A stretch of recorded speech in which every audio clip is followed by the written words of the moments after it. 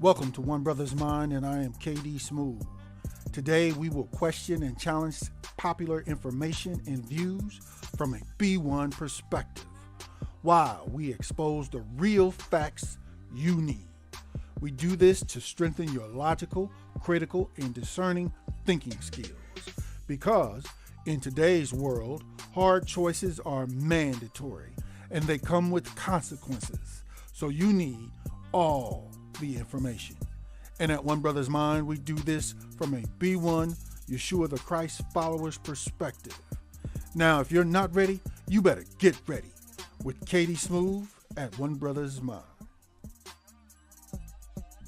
Welcome, ladies and gentlemen. It's KD Smooth back at you with a new report. I hope you all are doing well. Family, today we are going to discuss this recent apology from the city of Philadelphia. It's an apology for this. Apology for the Holmesburg, Philadelphia's prison experiments. Okay? So before we get started with this, family, make sure you hit the like button and you share this report on all your social media with all your peoples.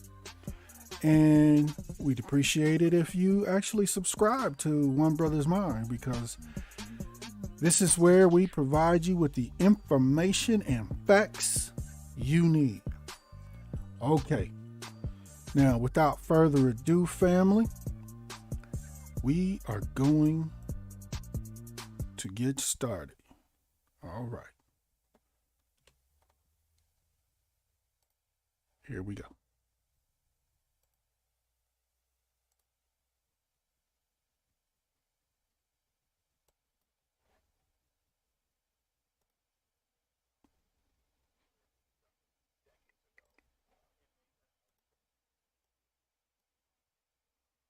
Research experiments conducted decades ago on inmates at Holmesburg prison. City officials say the University of Pennsylvania conducted the experiments from the 1950s to the 1970s. The vast majority of those exposed to viruses, asbestos, and other toxins were people of color attempting to make bail. The city says it was wrong to exploit the vulnerable population.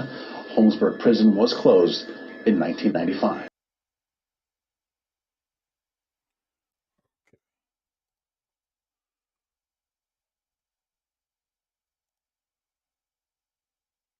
We're going to discuss this CNN report about how Philadelphia now apologizes for history of prison experiments on black men and hopes to rectify medical mistrust within the black community.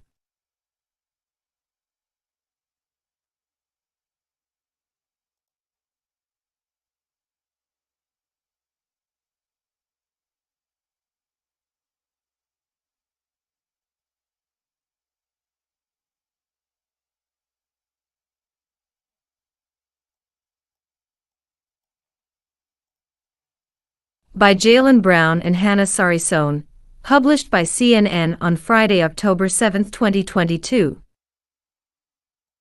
Philadelphia has apologized for experiments conducted on mostly black men incarcerated in the city's now inactive Holmesburg prison, which exposed subjects to herpes, skin-blistering chemicals, radioactive isotopes, and poisonous chemicals used during the Vietnam War.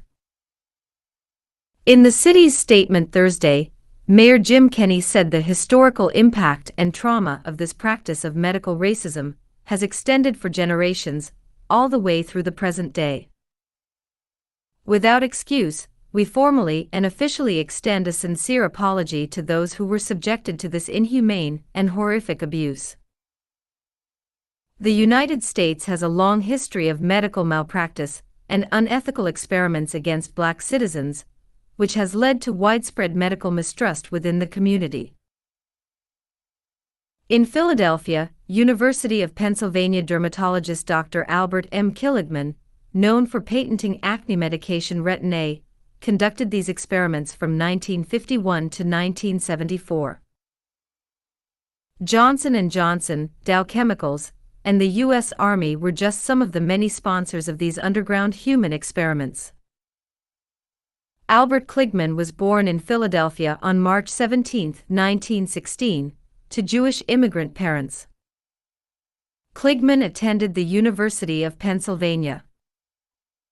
Dr. Albert Kligman famously recounted entering the Holmesburg prison for the first time as, "All I saw before me were acres of skin. It was like a farmer seeing a fertile field for the first time." Kligman's experimentation was extensive, exposing inmates to herpes, staphylococcus, cosmetics, skin blistering chemicals, radioactive isotopes, psychoactive drugs.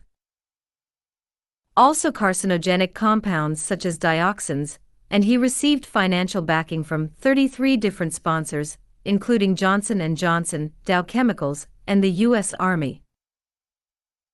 Kligman forcibly removed the subjects' thumbnails and infected them with ringworm, according to previous CNN reporting, among other chilling trials that left the subjects wounded and disoriented. Most of these black incarcerated individuals were not sentenced and awaiting trial. The prison used their desperation for bail money to get them to agree to these abusive experiments, usually paying the subjects $1 a day. Now looking at further details beyond this CNN report. Holmesburg Prison was given the nickname, the Terror Dome. It was decommissioned in 1995 when it closed. As of today, the structure still stands and is occasionally used for prisoner overflow and work programs. The creation of the Nuremberg Code with the rule of informed consent was drafted based on this case as well as several others, like the Tuskegee experiments in Alabama. The prison is also notable for several major riots in the early 1970s, as well as a report released in 1968. The results of an extensive 2-year investigation by the offices of the Philadelphia Police Commissioner and the District Attorney of Philadelphia documenting hundreds of cases of the rape of inmates. On August 20, 1938, 23 prisoners who were on a hunger strike protesting the quality of the prison food were placed into an isolation cell known as the Klondike.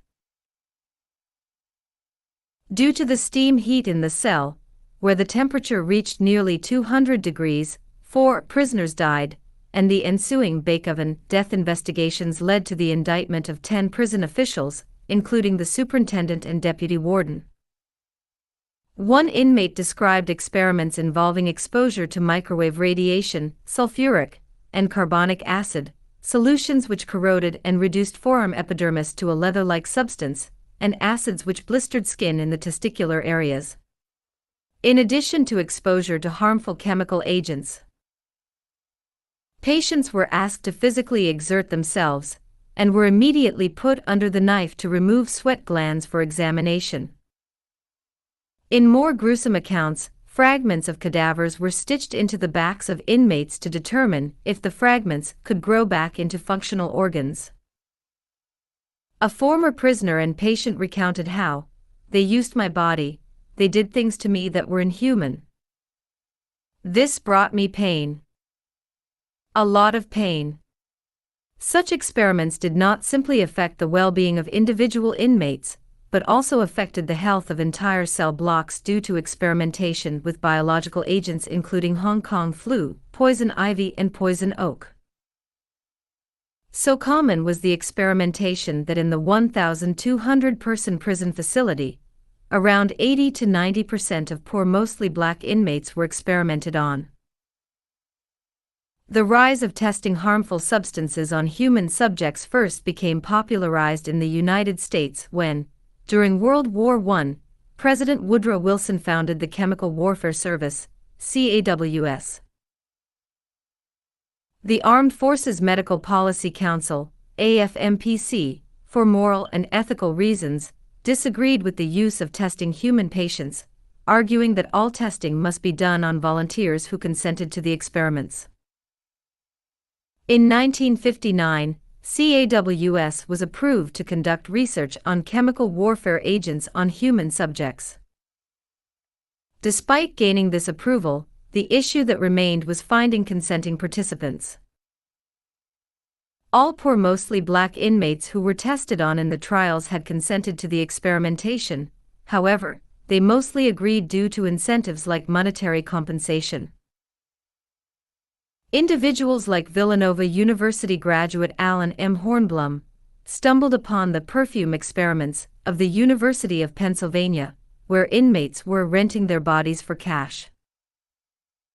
Experiments in the prison often paid around $30 to $50 and even as much as $800. The Holmesburg prison experiments paid an extraordinary amount compared to other prison jobs. In Philadelphia's prisons at the time, poor, mostly black inmates were able to end their sentence if they could pay for 10% of the set bail amount. In such a system, experiments were an easy means to earn the money for freedom.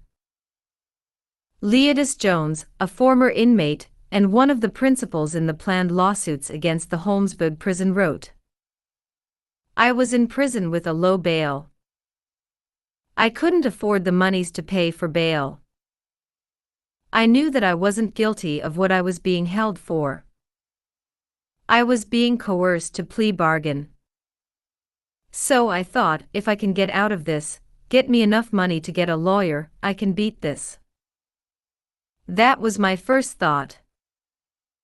In the 1950s, an outbreak of athlete's foot plagued the inmates, and in trying to find a treatment for the widespread problem, the prison pharmacist discovered one of Kligman's articles. The pharmacist contacted Kligman, asking him to visit the prison.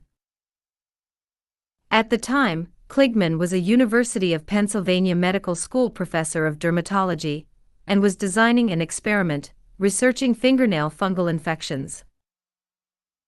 It was documented that the experimentation at Holmesburg prison entailed hair transplants, implantation of foreign bodies, burns and radiation of the skin, exposure to dioxin, application and ingestion of toxic, near-lethal doses of retinoin A, inoculation of Staphylococcus aureus, and the yanking out of fingernails.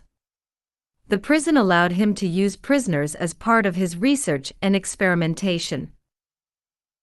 In an interview, Kligman recounted being amazed by the prison's potential for research. The controlled conditions of the prison appealed to him, as having the inmates' diet and lifestyle standardized would minimize disruptions to his medical research. After this first visit, Kligman determined he would begin conducting his experiments at Holmesburg. "I began to go to the prison regularly, although I had no authorization. It was years before the authorities knew that I was conducting various studies on prisoner volunteers. Things were simpler then. Informed consent was unheard of. No one asked me what I was doing. It was a wonderful time." He then obtained permission to conduct the dermatological experiments from the superintendent of the prison, who agreed with Kligman that the experiments could benefit the medical realm and the prison. However, there were no formal contracts between the prison, the city, and the University of Pennsylvania. Perceptions of the poor, mostly black inmates, and that they belonged to the state reinforced the belief that practicing on people who potentially committed crimes was impartial. A range of experiments was conducted on the inmates at Holmesburg. While the experiments started with a focus on dermatological research, Kligman's specialty experiments were also carried out to test commercial pharmaceutical products and biochemical substances. Dermatological experiments included: 1. A study examining the ways a person's feet could be infected with ringworm. Enormous quantities of fungi were administered to inmates, after which they wore boots for a week in 1957. 2. A study where prisoners were infected with skin viruses, such as herpes simplex and wart virus in 1958. 3. Studies exposing prisoners to long ultraviolet rays and different versions of yeasts, such as Candida albicans. 4. Biochemical experiments included a study testing dioxin, the poisonous substance in Agent Orange. The Dow Chemical Company called for these experiments and compensated Kligman with $10,000. The dosages of dioxin which inmates were exposed to were 468 times greater than those detailed in the company protocol in 1965 to 1966. The United States Army also contracted Kligman to test the effects of certain mind-altering drugs, with these experiments conducted in trailers on the prison grounds. Poor mostly black prisoners from this set of experiments say they weren't aware what drugs they were given due to the lack of consent forms. The drugs produced a variety of lasting effects, such as temporary paralysis and sudden long-term violent behavior, with half of the subjects reporting to have experienced hallucinations for days. Many prisoners stayed away from the Army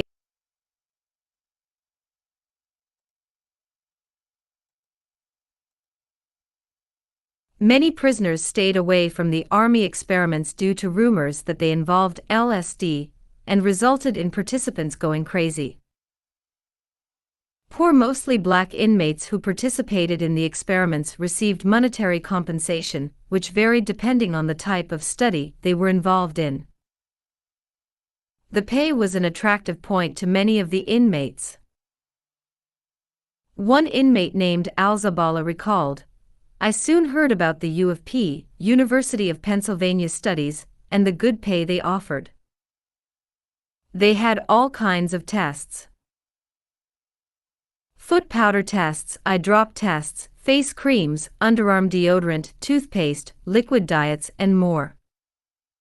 Here in this clip is a first-hand ex-prisoner's account. We are now going to review a first-hand account and a video reenactment. About 12 guys lined up in that particular test. It was a lot of tests being conducted. So when I got my turn, everybody had to take their shirts. As I told you, they psyched me into like getting on a bubble bath. Now, I didn't know what it was. I thought we was gonna just wash up with bubble bath. No, they sit you down on a stool and take a roll of Scotch tape, stick it on and pull it off, stick it on and pull off till the first layer of skin come off. And they did that in 6 spots, like the picture on the back of that book there. Then they take a gauze, square patch, and they put the bubble bath on there, and they stick it on that area and put tape on it. And they did that 6 different areas of my back. Wow, I say, well, what's up? What you doing this for? They say this is so that if a person buys this product and they have an open sore and they go home and they get in this shit product to see if it'll cause a kind of infection or something like that, so that we don't want to get sued. Damn, it was so cold. Next thing I know, I could taste it coming all through it was like something was consuming my whole system, coming through my bloodstream, tasted in my mouth. My eyes was burning. I goes back to my block, and I locked it all the way in the back of Holmesburg block with 2 of my homies. And as I was walking down the block, I got vertigo. I just started getting dizzy, and I got upset. My stomach felt like it was on the throw up. Oh my God. He said, "What's the matter?" I said, "Man, my back is on fire." I said, "Man, take this shit off my back, man." He knew what a lot of the inmates was doing. He said, wait a minute, don't get excited. You get the money, man. He said, "Let me show you what they do." He took the tape off and took it off uniformly and stuck it on the wall. He said, "Now when you get up in the morning, you put them back on, go over there." And he wiped all the stuff off. But that stuff was in my bloodstream.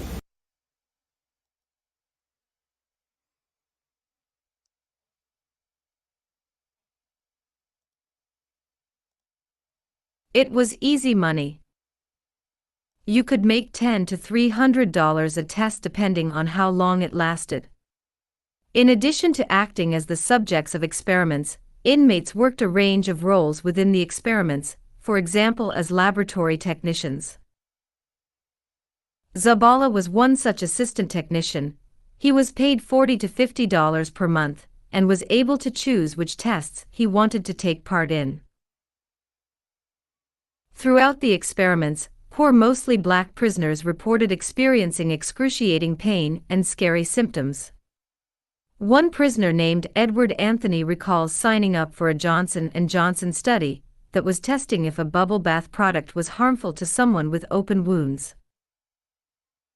He reports having developed blisters, then fine little red bumps all over my face, arms, legs, and head, with some of them white and filled with pus. Even after quitting the test early, his back continued to feel like it was on fire. In addition to the immediate effects of the drugs, the surviving poor mostly black prisoners experience a range of long-term health effects, including skin problems, cancers, and undetermined illnesses. Post-World War I, the United States continued to develop chemical agents for warfare. It has been determined that over 254 chemical compounds were tested in the Holmesburg prison facilities. Among these reagents were acutely toxic anticholinesterase chemicals that are incapacitating agents, which included the glycolates, atropine-like anticholinergic compounds, of which BZ-3-quinaclidinol benzylate is a prototype. The indoles, represented by EA1729, LSD-25, the cannabinols, or marijuana-like compounds, and the sedative or tranquilizer group. One of the most significant of these chemicals was 3-quinaclidinol cyclopentylphenylglycolate, EA3167, which was discovered when a researcher had accidentally injected himself in the thumb. The researcher immediately suffered from brain and nerve damage, and the compound became of interest to the military. The military approached the University of Pennsylvania to test this compound at the Holmesburg prison. EA3167 was the first compound to set the precedent for the rest of the Holmesburg prison trials. For the first batch of experiments, 19 poor mostly black male patients were chosen between the ages of 22 and 37, based on the results of the Minnesota Multiphase Personality Inventory (MMPI) test. These first experiments were moderate and measured standard vitals such as heart rate and blood pressure. These tests quickly radicalized and scaled up, both in terms of the number of patients and number of chemical compounds. In a study titled Threshold Doses in Humans and Evaluations of Drugs in Man, over 320 inmates were recruited to test ditran, atropine, scopolamine, and various experimental glycolate agents, which affected the nervous activity and the function of smooth muscles. In threshold experiments, rather than increasing dosage by small incremental amounts, experiments such as those involving EA3167 increased in dosage often by 40% at a time. In addition to providing poor mostly black subjects for experimentation, the Holmesburg prison also served as the perfect facility for military testing of mind-altering substances because of the presence of pliable furniture and padding as a safety precaution for patients. Here is a list of some other significant drugs tested in the Holmesburg prison along with noted symptoms. 1. Agent 282, and its effects of grogginess and lightheadedness. 2. Agent 834, and its effects of mental impairment and hallucinations. 3. CAR 302 and 212, with its effects of lightheadedness. 4. CAR 302 and 368, with its effects of lightheadedness, slurred speech, and lack of drive. 5. Agent 1-11, atropine sulfate, and its effects of dullness of consciousness, difficulty distinguishing reality from fantasy. 6. Agent 668, and its effects of mildly high symptoms and intoxication. One of the main experimenters at the Holmesburg prison was Dr. Albert Kligman, who applied for a byproduct material license to the U.S. Atomic Energy Commission, AEC, to store radioactive isotopes for testing on Holmesburg prisoners. Before the Cold War, the use of radioactive isotopes medically had been mostly restricted to X-ray machines, which were used for diagnoses and treatment against ringworms.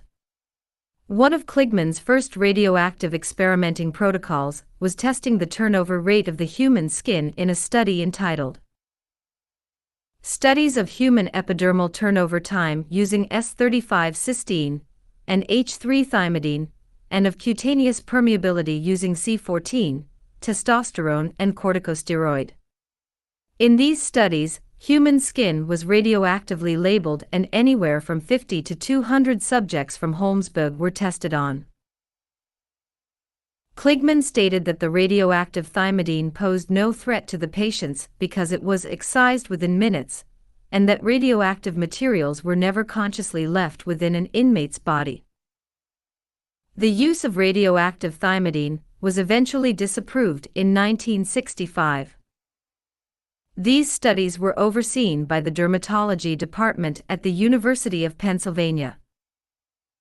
The testing at the Holmesburg prison was first brought to light after the release of an exposé in the Philadelphia Inquirer on January 11, 1981, titled Human Guinea Pigs, Dioxin Tested at Holmesburg.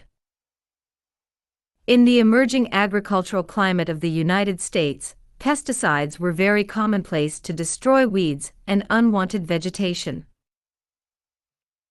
The Dow Chemical Company had produced compounds called 2, 3, 7, and 8 tetrachlorodibenzodioxin, TCDD, and 2, 4, and 5-T.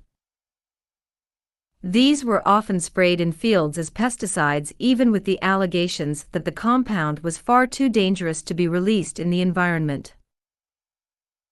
One professor at Harvard University went as far as to say that TCDD was the most toxic and most carcinogenic compound known to man. Given scientific testing linking TCDD to fetal cancers upon exposure, the Environmental Protection Agency, EPA, banned Dow Chemical from producing the chemical. Dow Chemical vehemently opposed this ban and partnered with the University of Pennsylvania and the Holmesburg prisons to prove the safety of their chemical. In the Holmesburg prison, pesticides were injected into patients to establish safety threshold dosages. In many cases, excessive doses would produce chloracne, inflammatory pustules, and papules which lasted 4 to 7 months at a time. Throughout the experiments, over 10 poor mostly black patients had been given over 7,500 micrograms of the dioxin pesticide, which was an excessive amount, surprising even Dow Chemical scientists. Throughout the experiments, the dosage administered had increased to 468 times the initial recommended doses. While Dow Chemical maintained that TCDD and 2, 3, and 5-T caused no harm to humans, the EPA argued that these herbicides posed a threat to mankind. During experimentations, 2, 3, and 5-T contributed to $14 million of Dow Chemical's profits, and in 1979, this number would increase to $9 billion. This is one of the first examples of company-sponsored human testing using prison populations. This approach was heavily criticized as being inhumane, and the media often likened the experiments to Nazi genocide and the various medical experiments performed on concentration camp populations. These trials further placed the Holmesburg prison under racial allegations for primarily testing on black and non-white inmates. The EPA and the Office of Pesticide Programs, OPP, initially looked into investigating these trials. However, the investigation was soon dropped due to the cost and resources associated. Many of the black inmates who reached out to the EPA for legal advice were turned away under the claim that once they had signed their consent waivers, they were unable to charge the Holmesburg prison. The New York Times quickly jumped onto this story and ran an article stating, somewhere almost certainly in the United States, are as many as 70 black men who could help researchers determine the risks of human exposure to the poison called dioxin.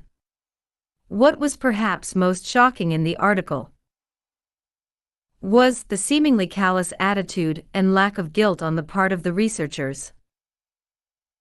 In the article, Kligman went so far as to say, "All those black people could have leukemia now, about 1 chance in 20 billion. And I could be hit by an asteroid when I walk out on the street, but I don't think I will." Several black patients disagreed with their treatment as human guinea pigs and took their grievances to court, given the lack of government support. Several lawsuits were filed in the early 1980s against Kligman, the Holmesburg prison, and Dow Chemical. Most of these lawsuits, such as those filed by Jones and Smith against the doctor, the university, the city, and Dow Chemical Company, were settled out of court. Kligman became a target for investigation by the Food and Drug Administration, the FDA, in 1965, as his research program was so large. He was studying a high number of new drugs and was contracted by 33 different companies. In July 1966, the FDA banned Kligman from conducting drug testing at Holmesburg prison due to discrepancies in record keeping and not following the conditions set out by the FDA for the testing of investigative drugs. However, Kligman's ability to conduct experiments was reinstated less than a month after the initial ban. Experimentation at Holmesburg prison was forcibly ended by the prison's Board of Trustees after the Senate Labor and Public Welfare Committee's Health Subcommittee hearing on human experimentation in 1974. Many advocates of the prison trials, such as Solomon McBride, who was an administrator of the prisons, remained convinced that there was nothing wrong with the experimentation at the Holmesburg prison. McBride argued that the experiments were nothing more than strapping patches of cloth with lotion or cosmetics onto the backs of patients, and argued this was a means for prisoners to earn an easy income. Furthermore, it was believed that the Holmesburg prison contributed to society, such as in the development of Retin A as an acne medication. The case was made that the prisoners often wanted to participate in these tests due to the monetary reward. Poor, mostly black inmates could earn $15 a week, or even $250,000 a year depending on the sponsor and experiment, McBride argued, simply by wearing patches which allowed inmates an increased quality of life within the prison wards within the prison economy. Although there were proponents of the system, the testing on prisoners was eventually halted under public and legal pressure. To defend experimentation practices, Holmesburg prison began to insist upon the use of formal contracts to absolve the prison of any responsibility. However, many claimed these contracts were void due to the lack of informed consent. News stories would reflect Holmesburg in a negative light. The negative public opinion was particularly heightened by the 1973 congressional hearing on human experimentation. The hearing was supposed to discuss the Tuskegee syphilis study and clarify the ethical and legal implications of human experimental research. This climate called for a conscious public which rallied against the use of vulnerable populations, such as poor, mostly black prisoners, as guinea pigs. Companies and organizations who associated themselves with human testing faced severe backlash. Amidst the numerous Senate hearings, public relation nightmares, and opponents to penal experimentation, the county prison boards in Pennsylvania realized in 1973 that human experimentation was no longer acceptable to the American public. Swiftly, human testing on prisoners was phased out in the United States.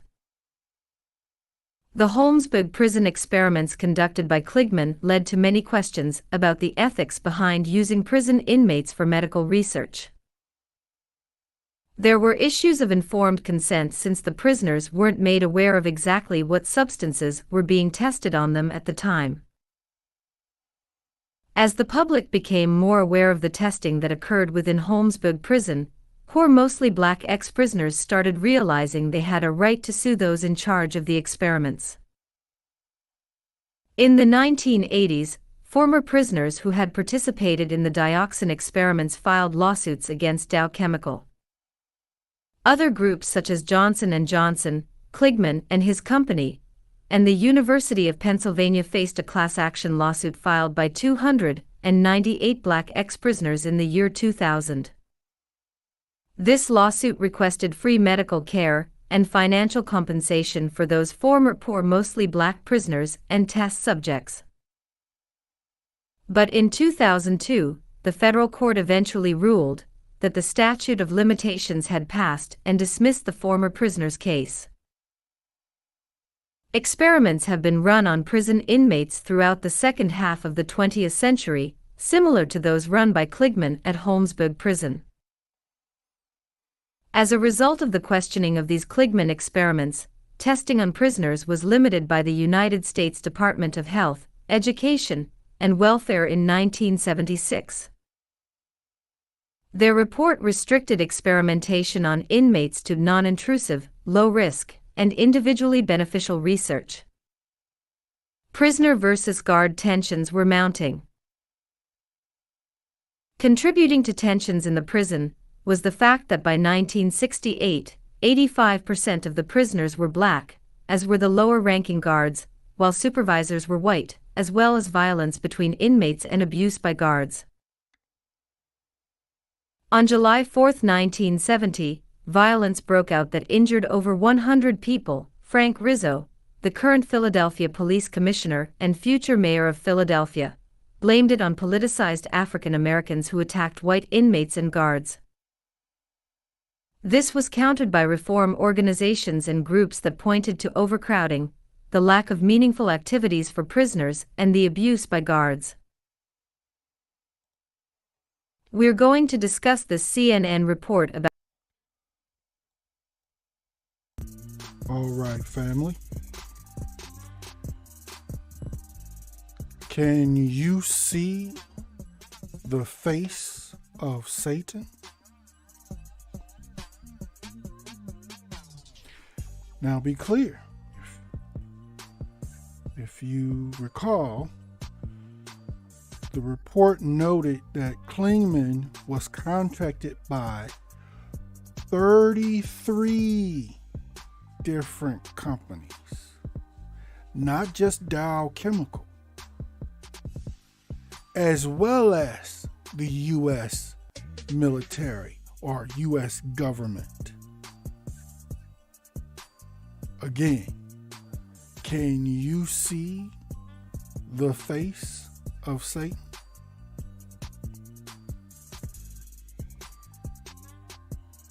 Also, note, nowhere in this report or anywhere else you will find that anyone was criminally charged or jailed for these crimes.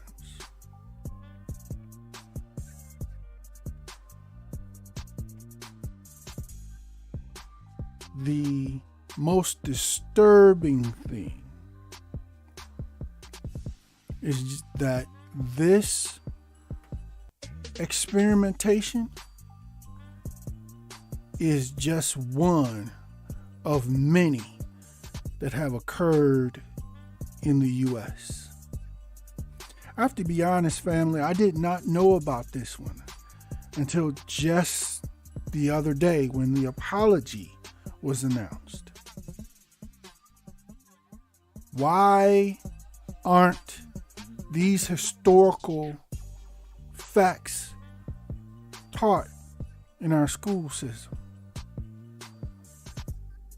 or in college? It's almost as if they're not being taught on purpose. Yeah. I strongly encourage you, family, if and when you get a chance, to seek out the powerful documentary called Acres of Skin. Okay. I believe it may be available on YouTube, but even if it's not, I strongly encourage you to seek that documentary out and view that documentary. There are many more cases of experimentations or genocidal programs, sterilizations, the treatment of the mentally disabled all over the history of the United States. Really the world, but especially the United States and Europe.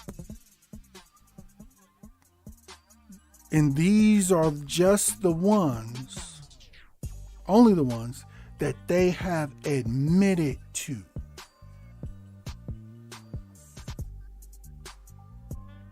Again, we're just scratching the surface. Many black people in America and throughout Europe are aware of many more of these experiments. It's just that they don't really have a platform to share the information. You know, they've gotten a little older, and with the development of technology, they don't really have the platform or the knowledge to share their information and expose many, many more of these types of experiments that have occurred throughout prisons in the United States and others.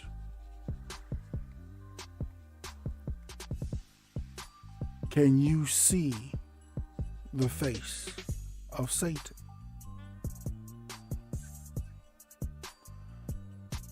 All right, family. That's it for this report. Again, if you appreciate our content here at One Brothas Mind, hit the like button. Share this report on all your social media with all your peoples. And be sure to be subscribed to One Brothas Mind, where we provide you with the information and facts you need. And this concludes this broadcast for One Brothas Mind. We thank you for joining us. And as a part of the new Black media, B1 choices are mandatory. And being on code is required. But never fear, Yeshua the Christ is with you always. Shalom.